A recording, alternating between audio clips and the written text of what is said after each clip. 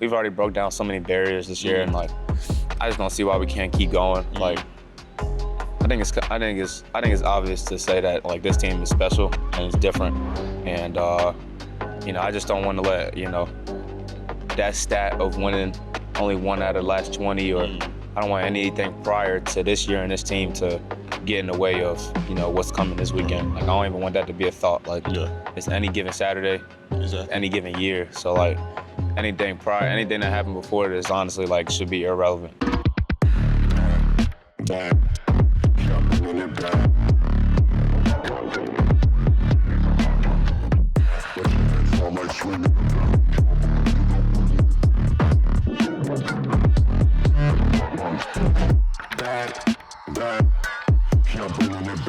Good side, welcome back. I'm your host, UVA DB, Donavon Platt, and today I have a very special guest, wide receiver Cam Ross.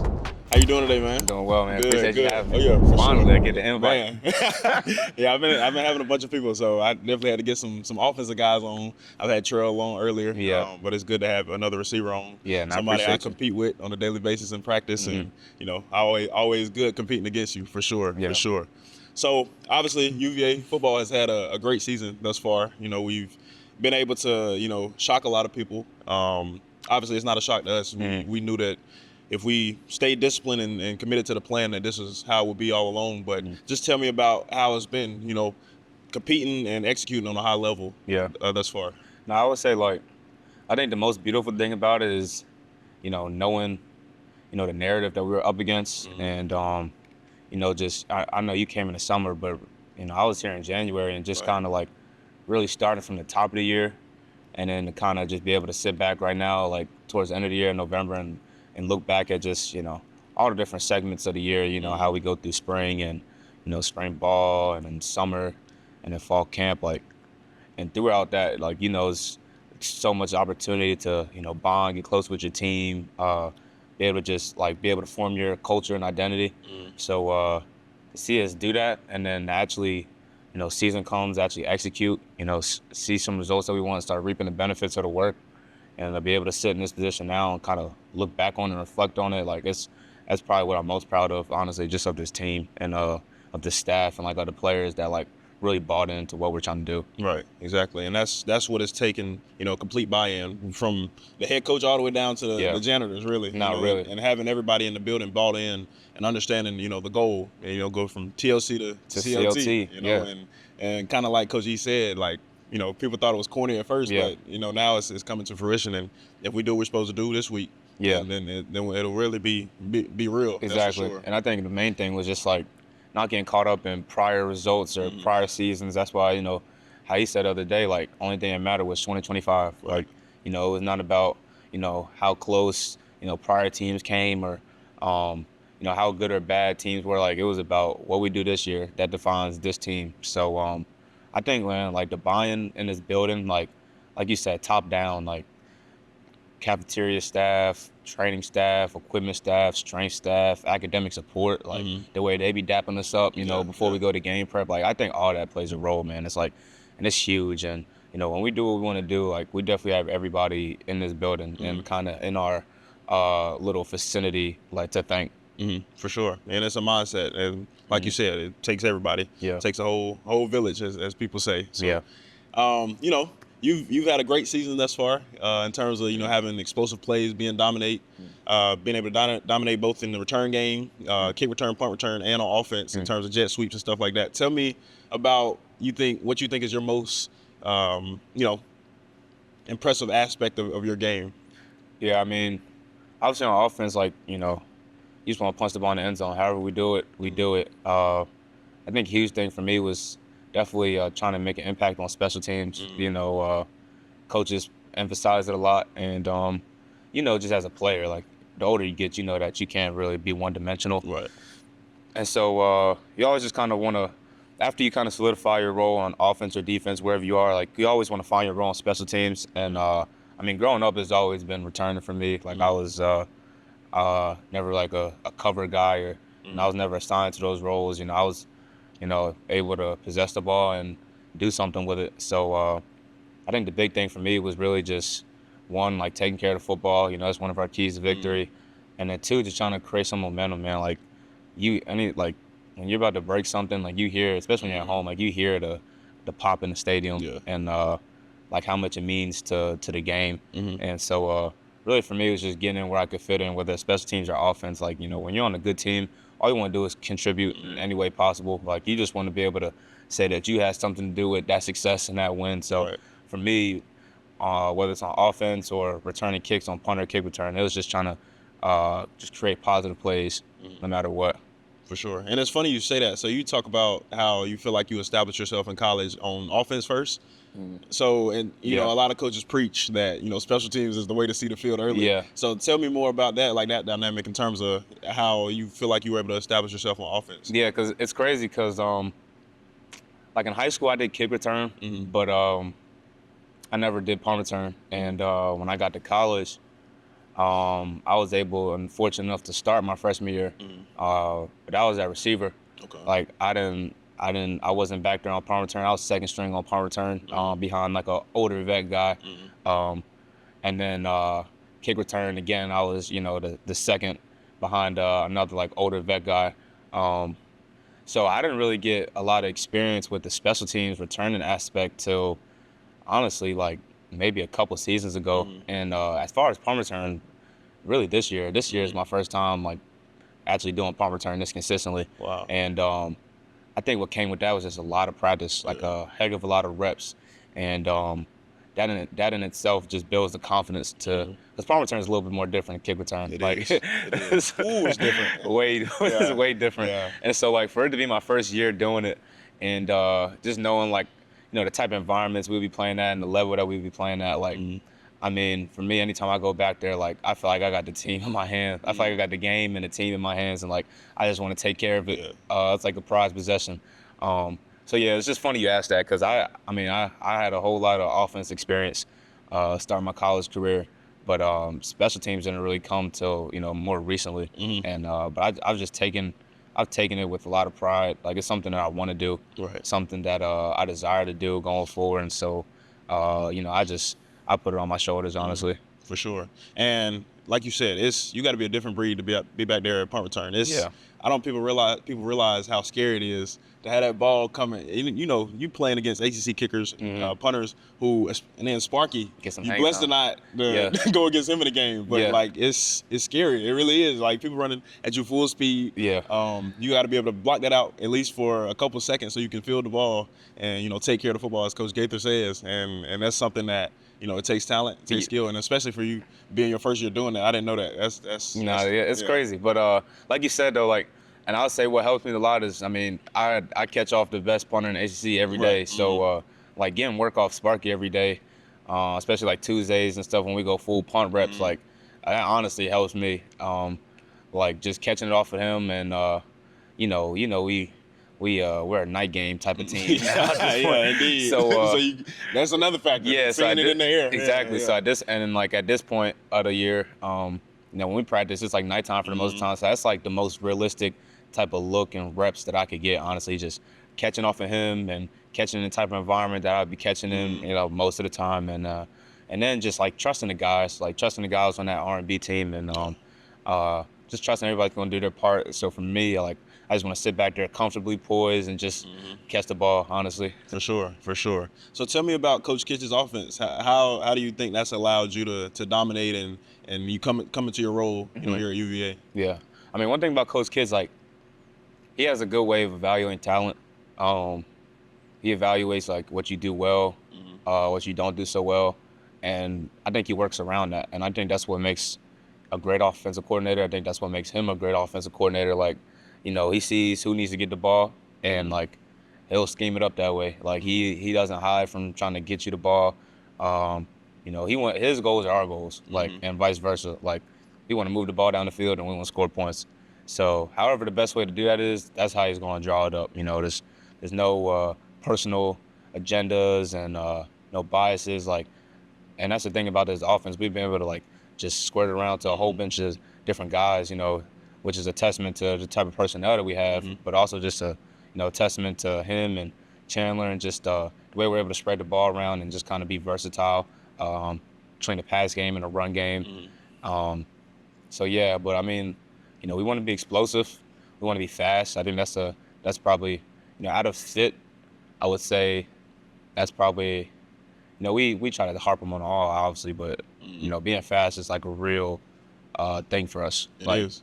Yeah. Especially when you can see on film that the other team can't, you know, kind of handle with the tempo. Yeah. Like, Coach Kiss will see that early. Yeah, And for sure. like, he doesn't mind going 6 consecutive plays of tempo. Yeah. Like, that's my offense. You gotta be conditioned. Yeah. You gotta have your win. You gotta have your second win, and then you gotta be ready to go. Third win. Yeah, even. Because I remember during, you know, fall camp when we first opened up, how like it was new for me, obviously, you know, being a transfer and coming in. I had never really gone against that type of offensive practice. Yeah. You know, I'm used to triple option. So Yeah. it ain't really no tempo in triple option. They're the complete opposite. They're trying to, you know, hold the ball for the whole game if they can. So Hey, what was that like going against in practice? Man, it's just it builds discipline, that's for sure. Because you got to see the right things on each and every play, or you're gonna get beat, or they're gonna run past you. Because you know they have their play action, you know, where they run a far cross or over or something, and then they'll run like a post curl or something like that. But I think that was how it was, just being disciplined and seeing what you're supposed to see. Because it was definitely boring at times, that's for sure, just mundane, but. Like I said, the opposite of tempo. Definitely had to get in the weight room. Yeah, you coming down having to fit. Yeah, and you got the linemen pulling. Thankfully, they took out cutting before I got there, so they couldn't cut the corners on the perimeter because they used to hurt people doing that. That's for sure. But it was different. That's for sure. Yeah, different. I don't miss it. Yeah, I bet. I wouldn't miss it. That's for sure. Oh yeah, but yeah, the getting your wind up in fall camp was definitely an adjustment. Yeah, it was hot too. I remember Coach Rudd used to be making fun of me. I was out there hunched over, you know, playing corner and press. But yeah, it was it was real. It was real. Yeah. So coming off the bye week, you know, tell me about your favorite pastime. What's your mindset going into bye weeks? How do you handle, you know, bye weeks? I mean, it's gonna sound so like cliche and boring, man, but like anytime I get, I just want to lay in bed. Man, that ain't cliche. Everybody feel that. Yeah, I hope like, you know what I'm saying? It's just like anytime I get, I just want to turn on the TV and I just want to lay in bed. Like, I mean, we do a lot, and I wouldn't want to have any other way, honestly. Like, staying busy is a blessing, and you know, being able to work this hard, this late, and play meaningful football, and just being a student athlete and going to classes, like, it's a blessing. Right. But it's tiring. It is. I mean, when I get the chance, man, I just want to like close the curtains. I just want to sleep in or nap, and that's like my reset, man. Like, I feel like when I wake up, it's just like I could be a whole different person. I haven't been playing video games as much, but that is a good way for me to just kind of chop it up with my friends. But yeah, I just like finding movies or shows to watch. I watch football games. I watch college football, NFL. Like, it don't matter. Like, anywhere where I can just kind of put my feet up and just chill. Like, honestly, I like bike riding a lot though. Like I don't own a bike at the moment. Yeah. My chains would always break. Yeah. But I like bike riding. I like swimming a lot. I would say, like, as far as active hobbies, those are probably my top two: just swimming and bike riding. Okay. Yeah. Interesting. Do you have like a swimming background? I started swimming young. Really? I mean, okay. My mom made sure me and my brothers, we could swim early. So I started swimming. I was like 5, like 4 or 5, yeah. And we had a little like family pool that we would go to, like a community pool. And like I was jumping off the diving boards young. Like young. So swimming's always been like enjoyable for me. Even like when I go to the beach, like I just hop in the water, just go ride the waves, man. Like, I used to do that with my brothers all the time growing up. So yeah, I'm big on swimming. And then bike riding, just like, I don't know, that stems from just kind of growing up riding a bike around the neighborhood. Like, I mean, I used to do that all the time. So those was always kind of like my favorites growing up, and I just kind of stayed with those.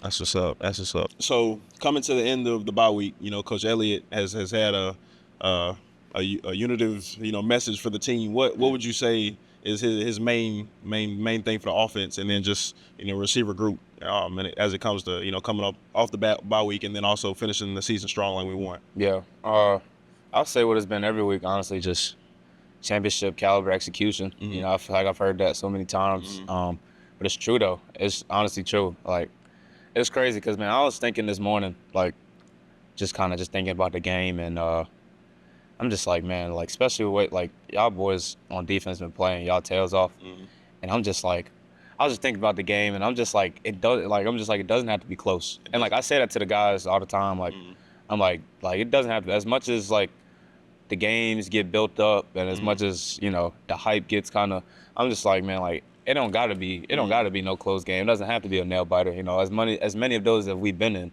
and like I was just thinking about the offense specifically, and I'm just like, man, like, if we score every time like how it is on our standard sheet, or you know, we get to the red zone and we could punch it in, score touchdowns, like, I'm like, man, like, a lot of these games, more specifically this week, I was kind of just thinking about this way. I'm like, it won't be close. Right. And so the way y'all playing, so I think that's what Coach Elliott, that's like really what he's been preaching to us. Like, he's like, he wants to dominate. Yeah.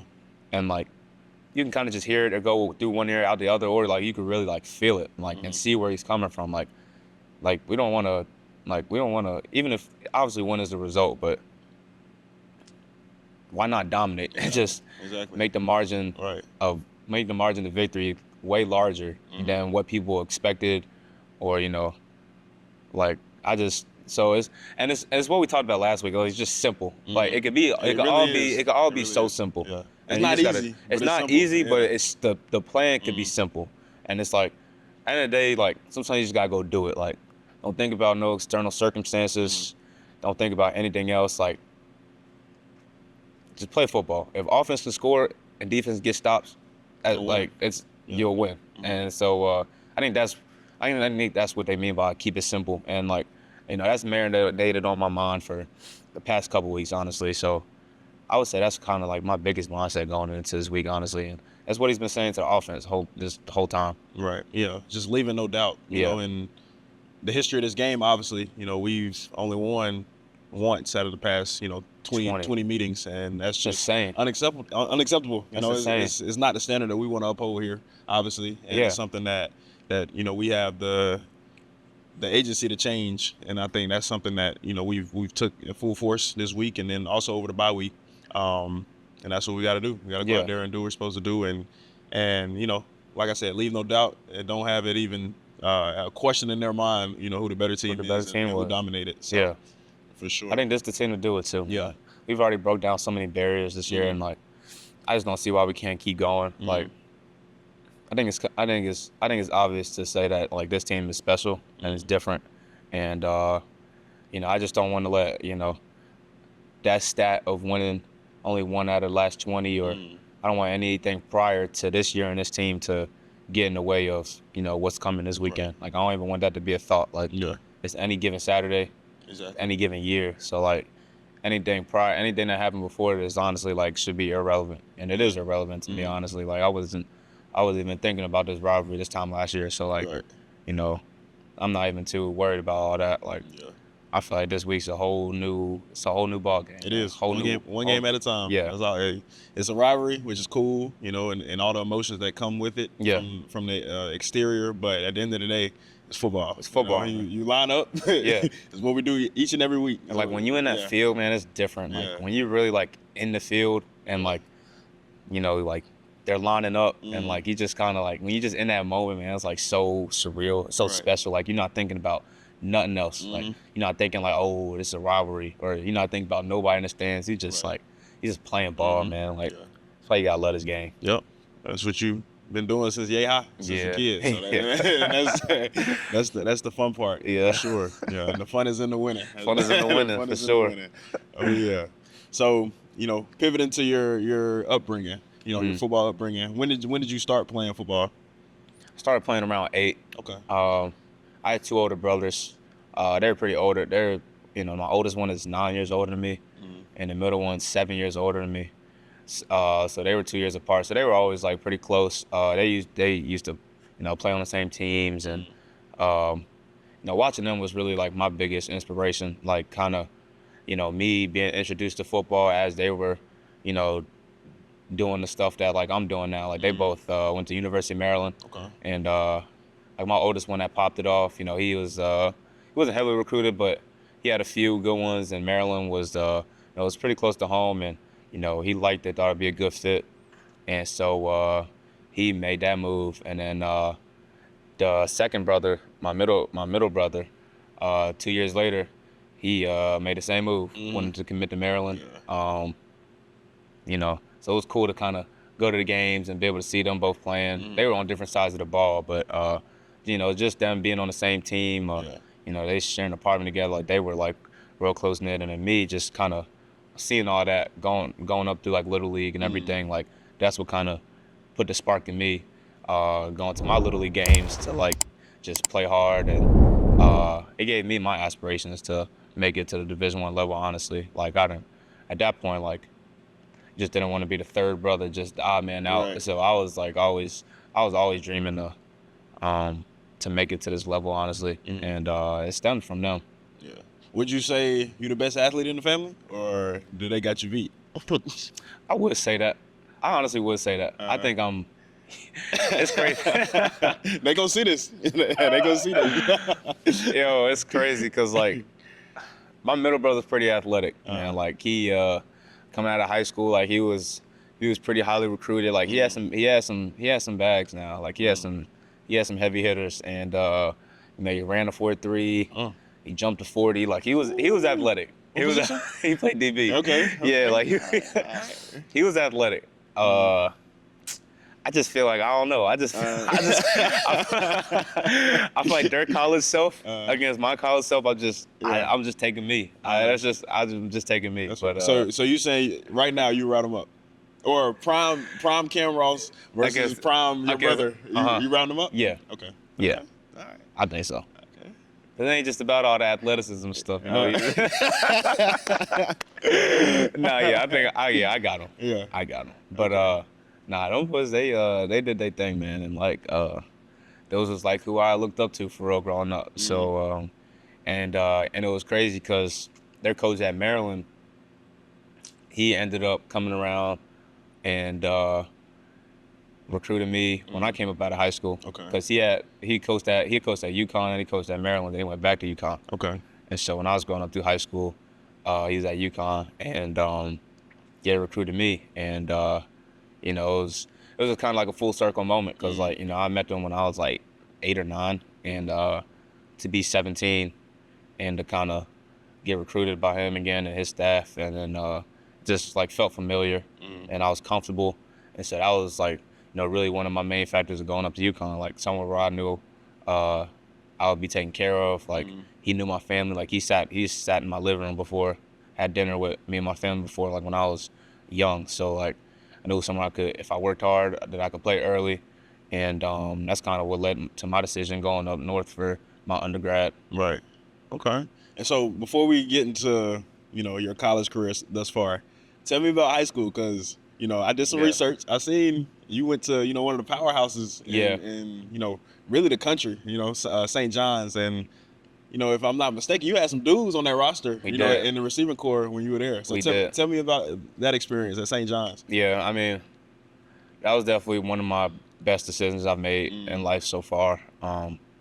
Like just the exposure that you get going to a school like that, and the amount of knowledge that you pick up and the skill that you could pick up, just going to a school like that, learning from the coaches like that, but also just being around that environment, like being around some, like you said, some dudes that like, are really going places. Yeah. And for me, like, it was a great way of, and it was crazy because it was our slogan too, but for me it was a great way of, iron and sharpening iron. Like, and I was literally on the back of our workout shirts in the summer, like all day, every day. It was like iron sharpens iron, and like I think that's like the perfect kind of saying to describe like my time there. It's like that environment made me better. Like it kind of like molded me into the player I was going into like my freshman year, and like kind of who I am today. It's like just learning what I learned and being around those dudes like on the field, like it made me better. And then also just having friends for life just at that school. And it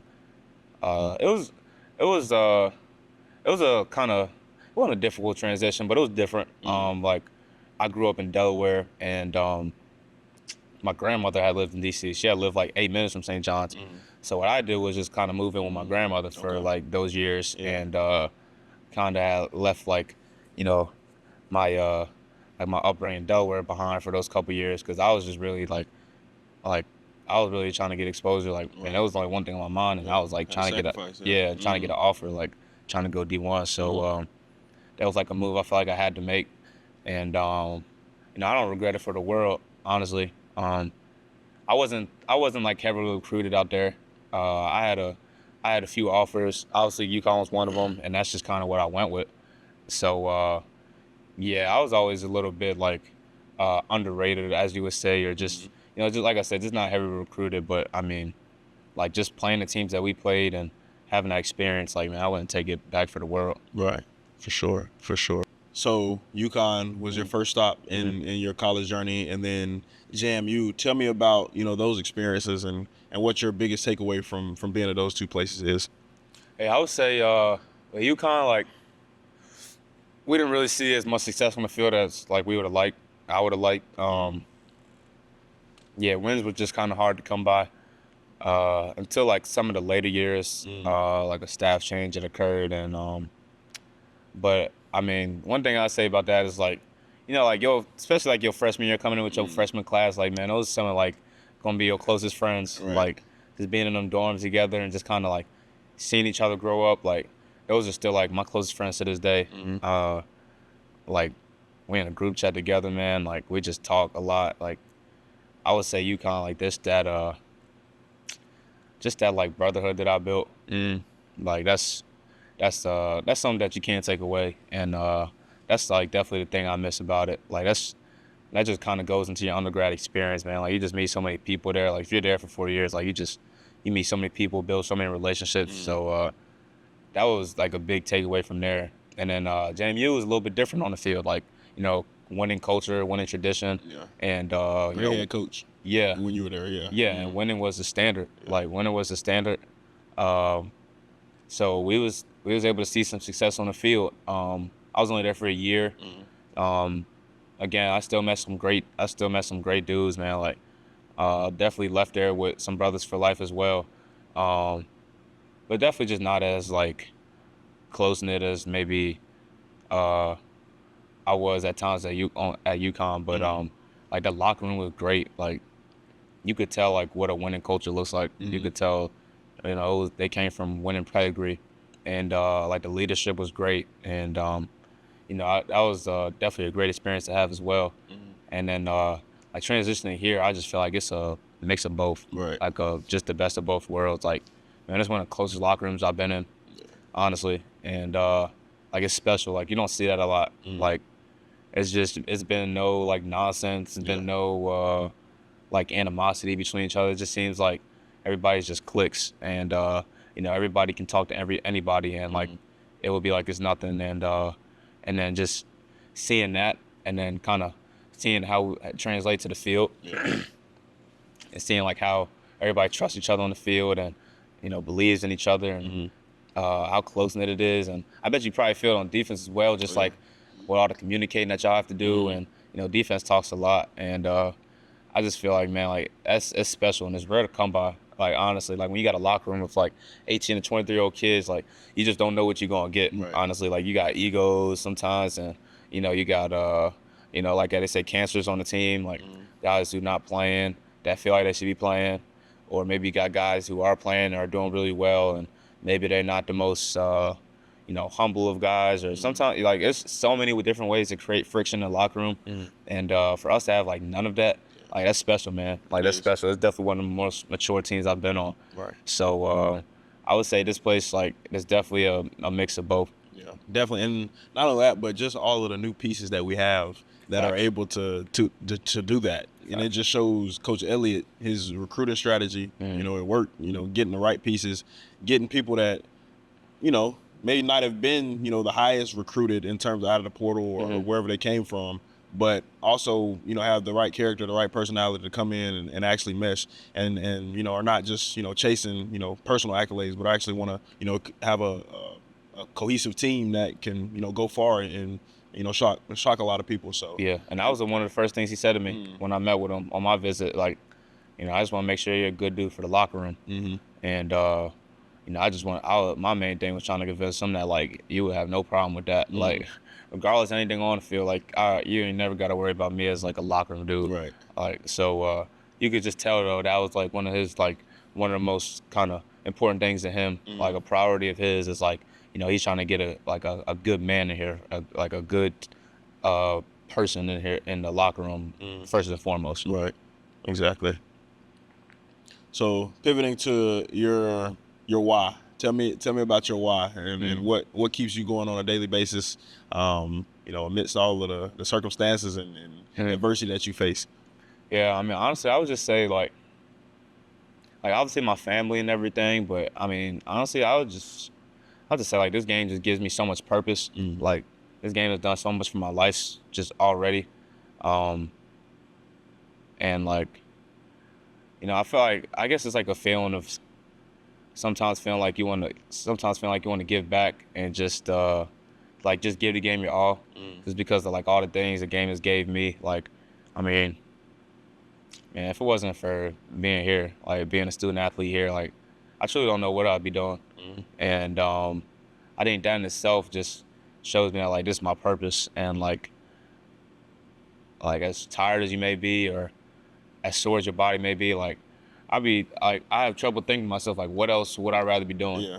And like I think that in itself like gets me up every day and like drags me in this building and pulls me on the field. It's just like, man, I'd rather be doing nothing else. Like you a student athlete here, so like you get a roof over your head, you get food, man. Like nutrition staff here is great. They've done an excellent job. Cafeteria staff, like we getting fed, like we able to play meaningful football games. Like I mean, it's just like so many blessings that you get just from this experience alone, that it's just like, man, like when it's time to go to practice, when it's time to go to this meeting or that meeting, like it's just like how can you complain? Right. So I like have that attitude of gratitude a lot, man. Like especially like you said, like the adversity I faced. Like I've had back-to-back season-ending injuries. Like my foot, I broke my foot like one after the other, back-to-back years, and like just being sidelined from that time, being out of the game, like it makes you grateful for that experience, just so you have something to fall back on whenever you're feeling a little bit unappreciative. Like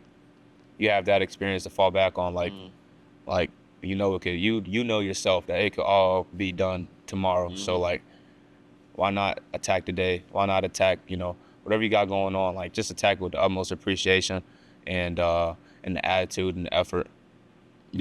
For sure. And that's that, like you said, that attitude of gratitude is very important. Yeah. Not only just in football, but in life. You know, to be able to count your blessings, and that's something that many people don't do on a daily basis. Count their blessings, see what you do have, and not be so quick to complain about what's not going right.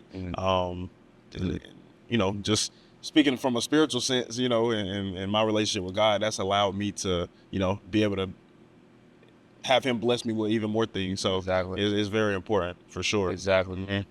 So obviously it's rivalry week, that's cool. I don't even know where they at geographically. On the other side. somewhere in Virginia. On the other side of the mountain. That game's coming up. So just tell me about, the vibe in the locker room this week, leading up to that game. I mean, I think everybody's just super locked in, honestly. Like, if you've been a guy here for a few years, like, some of the vets that we got, they definitely feel it emotionally, just kind of going through some of the hardships with this game. And but like, man, like even if you're a new guy here, like you just already feel the intensity of this rivalry, and just what's at stake, honestly, if we're being frank, like just knowing like what comes with this win. And but man, like you feel it. Like you feel it around campus, you feel it around the community. Like everybody associated with Charlottesville or for University of Virginia just does not like that other school, man. And it's like, it's huge. It's huge. And like, just being able to immerse myself in this culture and like immerse myself specifically in this week, like I feel it. And like, I take it on, honestly. Like, shoot, I don't like them. I've never, I don't think I've ever played these boys, but like, shoot, I hate them just like, I hate them like how everybody else hates them. Like we got something to get done. Like that's our rival. Like Coach E said, like we ain't been doing the best of our ability to, kind of hold up the rivalry part of it. but like we have the opportunity to change that. And you know, I just like, and I can't stress enough like just how intense I feel about it, how intense like you just feel just the atmosphere of it building up to this game. Like you just already know how it's gonna be Saturday. It's gonna be electric. And no, I can't wait. Honestly, I can't wait. Like this is the type of stage you want to do it on. Honestly, so you know, it means a lot to me. Yeah, prime time. Yeah, 7 p.m. kick. So, 7 p.m. What other time will we play at? Exactly. What other time will we play at? For sure. How does it compare to the rivals that you had at JMU and UConn? It doesn't compare. Doesn't compare. This is clearly like a big rivalry. So yeah, it don't even compare. Honestly, man. Like this is a huge one. This is a huge one. It's probably the biggest. Might be the biggest rivalry I played in. One of the biggest games I played in. For sure.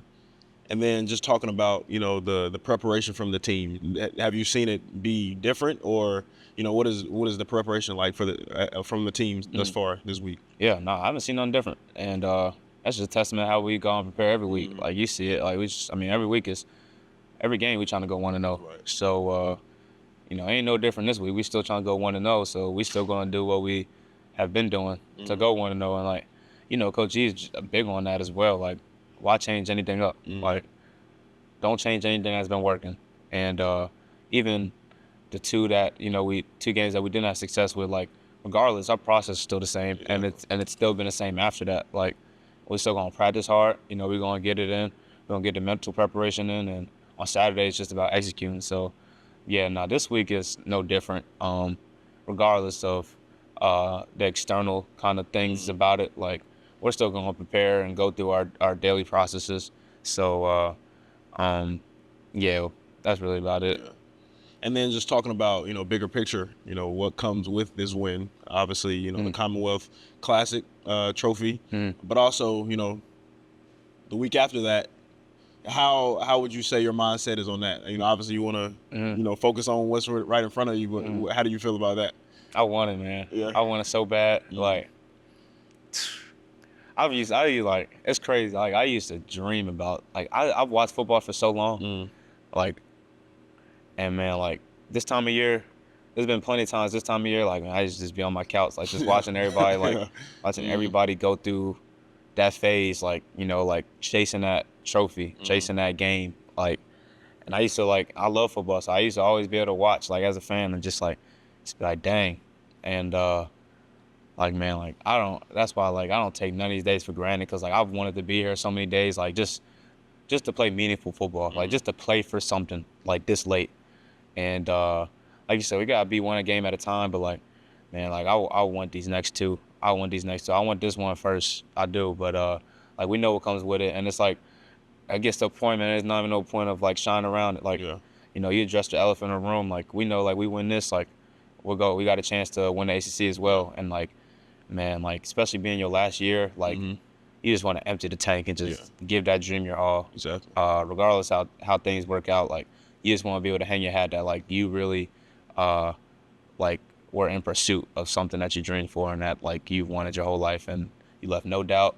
You leave with no regrets. And so that's kind of what's been my mindset lately. Right. Yeah. And it's an amazing feeling to be able to win, you know, a conference championship. I was blessed to be able to win one last year at Army.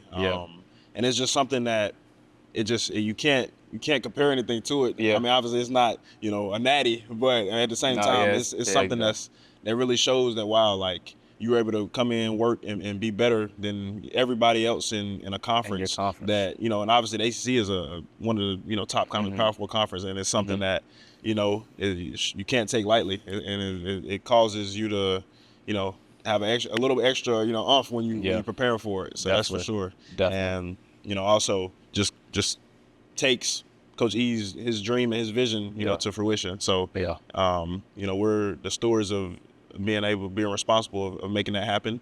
And I think mainly you know, staying process oriented, you know, day in and day out. Absolutely. And understanding that, you know, one day at a time, one game at a time, and, you know, once we look up, we'll like the results. You're gonna see the result. That's all it is. Just put your head down and work. Like, even throughout the game, like, there's no like, sometimes I try to, like, really like test my discipline and my mental. Unless it's like a special situation, like 2 minute or whatever. Like I don't even be trying to look at the clock. Right, Like I don't look at the clock. I don't look at the scoreboard. Like I just want to drive. I just want to, you know, get the signal, line up and execute. Get the signal, line up, execute. Like I just want to be so like just in tune with the game. Like I don't even want to worry about what else going on. So yeah, nah, that was just going off what you said. I just, you know, you gonna be working and, you know, you gonna put in the work and you gonna look up and you gonna see you gonna reap the benefits. So yeah, because I mean another thing is like the process. People get so lost in the end result and the goal. The process is where, you know, you had the most fun. That's the fun. That's where the fun is. That's the process is where you build those relationships. That's where, you know, you find out more about yourself that you didn't even know. You know, you pull out more from yourself that you didn't even know you had. Yeah. And that's I think the amazing, you know, part of sports. And then also just, you know, being able to, you know, really just be your best self. Yeah. You know, and it's doing it with the other guys, man, and just like that's definitely like the special thing about it. Like just doing it together. Yeah. And like the relationship you grow when doing it, like it's nothing like it, man. It's nothing like it. Yeah. Best sport on the planet. It is. It is. For sure. Wahoo Nation, thank you guys for tuning in to another episode of The Fifth Side with our guest, Cam Ross, UVA wide receiver. I appreciate you guys and hope you guys enjoy it. See y'all next time. Go Who's.